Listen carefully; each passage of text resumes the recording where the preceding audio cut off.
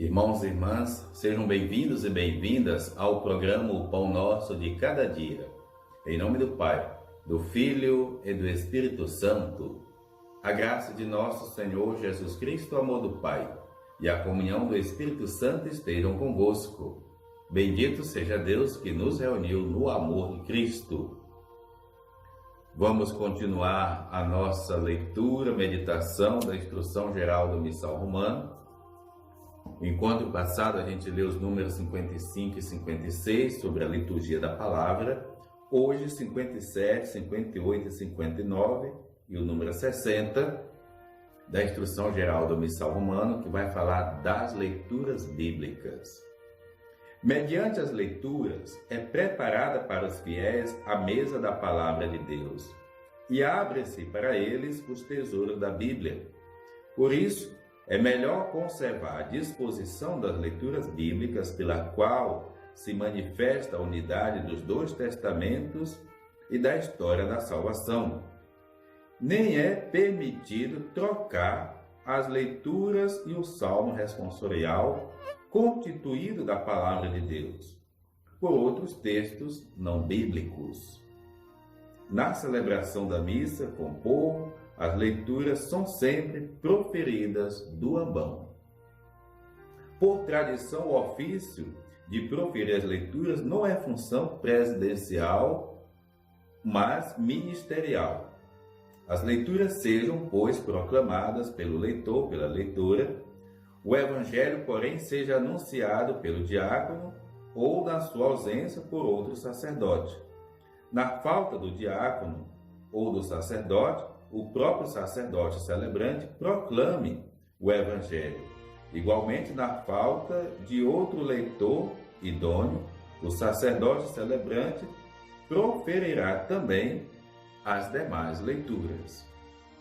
Depois de cada leitura, quem a leu profere a aclamação e o povo reunido por sua resposta presta honra à palavra de Deus, acolhida com fé e com ânimo agradecido.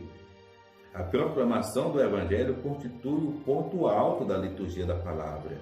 A própria liturgia ensina que se lhe deve manifestar a maior veneração, uma vez que acerca mais do que as outras leituras de honra especial, tanto por parte do ministério dele, para anunciá-lo que se prepara pela bênção ou oração, como por parte dos fiéis, que pelas aclamações reconhecem e professam que o Cristo está presente e lhes fala, e que ouvem de pé a leitura ou ainda pelos sinais de veneração prestados ao Evangelho. Amados irmãos e irmãs, esses 4 parágrafos que a gente leu hoje, parece que tudo é tão simples, de fato é. Mas exige atenção litúrgica, exige amor à liturgia. Se eu sei que eu vou fazer uma leitura, primeiro, antes do fazer, do dividir tarefa, a liturgia ela precisa ser vivenciada. As pessoas precisam sentar. Olha, gente, a liturgia da palavra.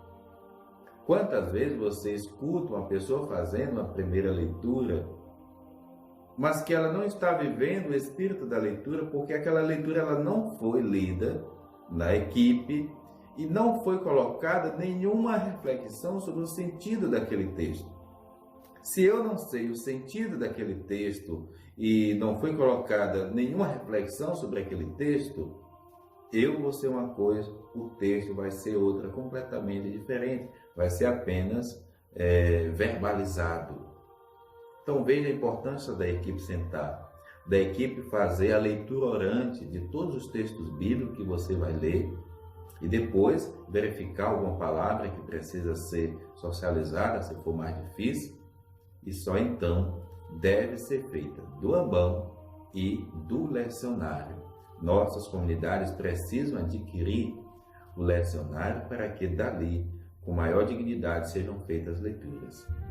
Mas acontece em muitas realidades que mesmo tendo o lecionário ali, A pessoa chega com a liturgia diária ou com o folheto e põe em cima do lecionário, sendo que o lecionário ele tem a letra maior, sendo que o lecionário é uma linguagem mais clara e mais fácil de ser feita a leitura. Mas como não houve vivência, não houve sequer a curiosidade, o compromisso de ir conferir a leitura no lecionário, então termina tirando do bolso aquilo que vai ser proclamado como palavra de Deus. Liturgia é zelo, é compromisso, é amor. O Senhor esteja convosco, Ele está no meio de nós. Abençoe-vos Deus misericordioso, o Pai, o Filho, o Espírito Santo. Amém. Programa O Pão Nosso de Cada Dia. Tua palavra é luz no meu caminho, luz no meu caminho, meu Deus. Tua palavra é luz no meu caminho.